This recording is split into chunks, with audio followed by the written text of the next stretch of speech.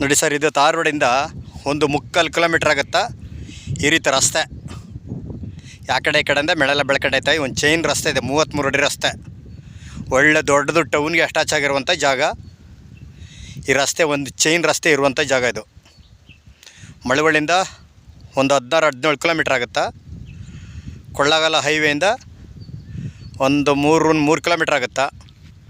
Land ಕಡೆ ತೋರಿಸ್ತಿದ್ದೀನಿ. ಇದೇ land 4 ಎಕರೆ. ಒಳ್ಳೆಯ ಒಂದು ಇವಿದೆ ಪಕ್ಕದಲ್ಲಿ. ಜಾಗ ಮಾತ್ರ ಸೂಪರಾಗಿದೆ. ಎಲ್ಲ ಸುತ್ತ ತೋಟಗಳೇ. ಇದೊಂದೇ ಜಾಗ ಖಾಲಿ ಬಿದ್ದಿರೋಂಥ ಜಾಗ. ಈ ಜಮೀನು ಎಷ್ಟುದ್ದ ಇದೆ ಅಷ್ಟುದ್ದಕ್ಕೂ ರಸ್ತೆನೇ. ಹಡಲ್ಲೊಂದು ಬಸ್ ಹೋಯ್ತಾ ಇದೆ ನೋಡಿ, ಅದು ತಾರ್ ರೋಡು. ಇದು ಬಳಸಿ ಬರಬೇಕು. ಇದೊಂದೇ ಖಾಲಿ ಬಿದ್ದಿರುವಂಥ ಜಾಗ. ಜಾಗ ಮಾತ್ರ ಸೂಪರಾಗಿದೆ. ಒಳ್ಳೆ ಬಾಕ್ಷಗೇಶ್ ಕೊಯ್ರಾಗಿ ಒಳ್ಳೆ ರೆಡ್ ಮಣ್ಣು ಇದೆಲ್ಲ ಆ ಕಡೆ ಈ ಕಡೆ ಗಲೀಜು ಬೆಳ್ಕೊಂಡಿದೆ. ಇದೊಂದು ಜಮೀನು ಬಿಟ್ಟರೆ ಸುತ್ತಗಳೆಲ್ಲ ತೋಟಗಳೇ. ಯಾರೋ ಪರ್ಚೇಸ್ ಮಾಡಿಲ್ಲ, ಏನಿಲ್ಲ, ಪಿತ್ರಾಜಿತ ಇದು. ಇಲ್ಲೇ ಲೋಕಲ್ನವ್ರದ್ದು ಜಾಗ. ಇದೊಂದೇ ಜಾಗ ಖಾಲಿರೋದು. ಇಲ್ಲೆಲ್ಲ ಸುತ್ತ ತೋಟಗಳೇ. ಬೆಂಗಳೂರಿಂದ 116 ಕಿಲೋಮೀಟ್ರ್ ಆಗುತ್ತಾ. ಮಳವಳ್ಳಿಯಿಂದ ಒಂದು 16 ಕಿಲೋಮೀಟ್ರ್ ಆಗುತ್ತಾ.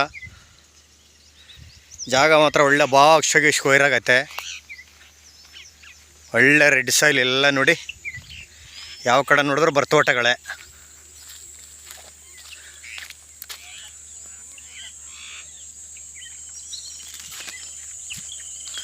ಈ ರೀತಿ ಬೇಸಿಗೆಯಲ್ಲಿ ಯಾವ ರೀತಿ ವಾತಾವರಣ ಇದೆ ನೋಡಿ. ಇಲ್ಲೆಲ್ಲ ಸುತ್ತ ತೋಟಗಳು, ಒಳ್ಳೆ ಲೊಕೇಶನ್ನು. ಇವರು ಕುಂಟೆ 1.5 ಲಕ್ಷ ಹೇಳ್ತಾ ಇದ್ದಾರೆ. ಕೂತ್ಕೊಂಡ್ರೆ ಹೆಚ್ಚು ಕಮ್ಮಿ ನೆಗೋಷಿಯಬಲ್.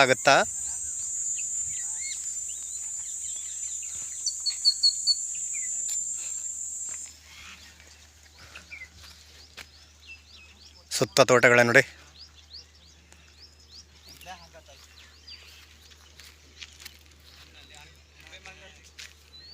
ಒಳ್ಳೆ ದೊಡ್ಡದು ಟೌನ್ಗೆ ಹತ್ತಿರ ಆಗಿರುವಂಥ ಜಾಗ.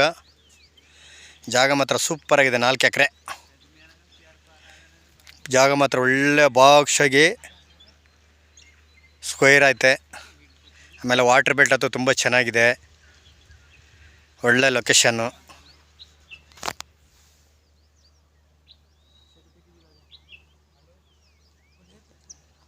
ಹೈವೇಗೂ ಹತ್ರ ಇದೆ, ಟೌನ್ಗೂ ಹತ್ರ ಇದೆ.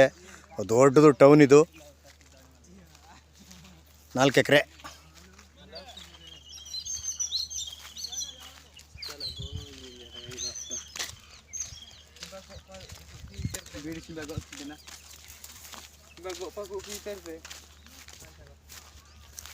ಇವ್ರು ಕುಂಟೆ 1.5 ಲಕ್ಷ ಹೇಳ್ತಾರೆ. ಕೂತ್ಕೊಂಡ್ರೆ ಹೆಚ್ಚು ಕಮ್ಮಿ ನೆಗೋಷಿಯಬಲ್ ಆಗುತ್ತಾ.